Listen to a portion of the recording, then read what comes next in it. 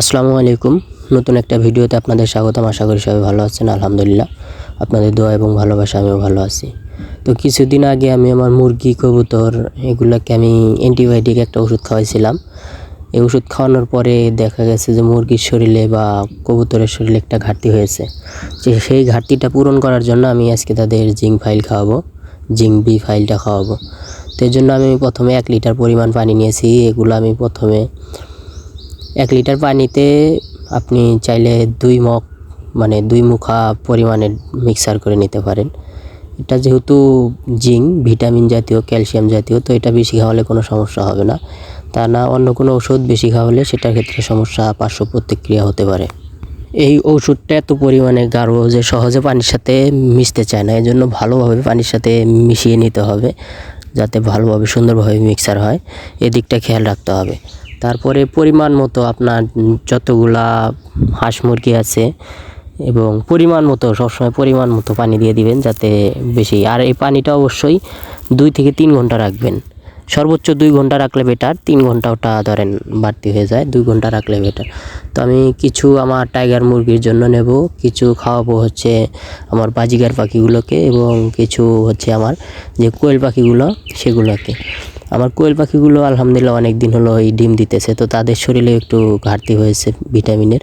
তো এর জন্য আমি জিঙ্ক বি ফাইলটা তাদের খাওয়াবো। এটা খাওয়ালে দেখা যাবে যে তাদের শরীরের ডিমের ঘাটতিটা, মানে ডিম যে পাড়ার পরে যে ঘাটতিটা হয়েছে সেটা পূরণ হয়ে যাবে। এই যে মিক্সারগুলো দেখতেছেন, এগুলো আমি কবুতরকে এবং আমার দেশি মুরগিকে খাওয়াবো।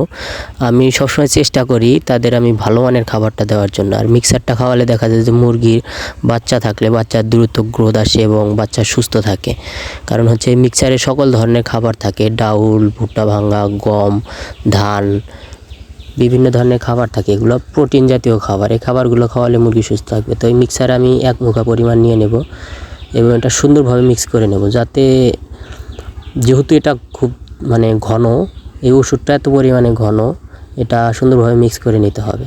আর একটু বেশি হয়ে গেছে, এর জন্য আমি কিছু পরিমাণে চাউল মিক্স করে দেবো এটাতে, যাতে আরও একটু বেশি হয়। তাহলে দেখা যাবে যে অনেকগুলো কবুতর এবং মুরগি সুন্দরভাবে খেতে পারবে সবাই মিলে। এই ওষুধটা ভালোভাবে মিক্স করে নেব, যাতে প্রত্যেকটা দানার সাথেই ওষুধটা সুন্দরভাবে লেগে থাকে, যাতে এখান থেকে একটা দানা কোনো পাখি খেলে তাতে যেন তার উপকারে আসে। সেজন্য সুন্দরভাবে মিক্স করে নেব। মিক্স করে নেওয়ার পর আমি আমার মুরগিগুলোকে প্রথমে খেতে দেব।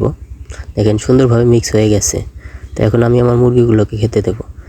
দেখেন মুরগিগুলোকে খেতে দিয়েছি। আর এই ওষুধটা অবশ্যই আপনারা সকালে খালি পেটে খাওয়ানোর চেষ্টা করবেন। মুরগি, কবুতর যেটাকেই খাওয়ান না কেন, সকালে খালি পেটে খাওয়ানোর চেষ্টা করবেন। খালি পেটে খাওয়ালে দেখা যাবে যে খুব তাড়াতাড়ি এটার কার্যকারিতা পাবেন। তো এই জন্য অবশ্যই সবসময় খালি পেটে খাওয়ানোর চেষ্টা করবেন। দেখেন আমার মুরগিগুলো কিন্তু মাশাআল্লাহ অনেক মজা করে খাইতেছে, যদিও একটা সুস্বাদু খাবার। এই সঠিক পরিচর্যার কারণে আমার মুরগি ধরেন 8টা বাচ্চা ফুটাইছিল। আমি 8টা ডিম দিয়ে দিয়েছিলাম। তো 8টা বাচ্চা ফুটানোর পরে এখন আছে আলহামদুলিল্লাহ 7টা বাচ্চা আছে।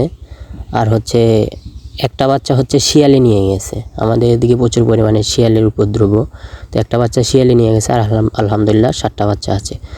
তো আমার মুরগিগুলো খাওয়ার পর যে বাড়তি খাবারটা আছে সেটা এখন আমি আমার কবুতরকে দেব। একই জায়গায় অবশ্য কবুতর এবং মুরগি দুইটাই খায়, এবং আমার মুরগি এবং কবুতর খুব সুন্দরভাবে মিলেমিশে খায়, কেউ কারোর সাথে মারামারি করে না। তো এই ছিল আজকের ভিডিও। পুরো ভিডিওতে সাথে থাকার জন্য ধন্যবাদ। আর এরকম ভিডিও পাওয়ার জন্য অবশ্যই চ্যানেলটি সাবস্ক্রাইব করে রাখবেন এবং ফেসবুকে ফলোয়ার বাটনটি অন করে রাখবেন।